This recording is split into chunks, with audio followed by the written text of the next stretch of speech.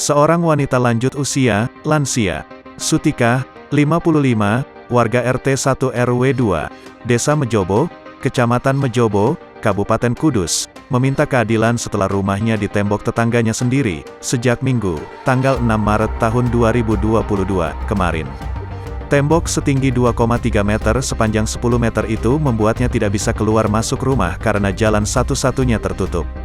Sutika menjelaskan, tinggal bersama 2 anak dan 1 orang cucu di rumah yang sederhana tersebut. Saat proses penutupan akses jalan itu, dia melarikan diri dari rumah dan mengajak anaknya untuk mengungsi.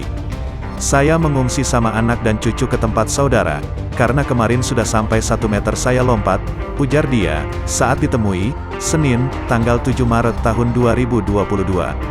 Dia memohon kepada pihak desa setempat agar bisa diberi jalan keluar agar bisa masuk ke dalam rumah. Pasalnya, dengan tembok setinggi 2 meter itu membuatnya harus naik turun tangga untuk bisa masuk ke rumah. Sejak ditutup kemarin ia belum masuk ke rumah, barang-barangnya ditinggal di dalam, jelas wanita yang sudah menjanda itu.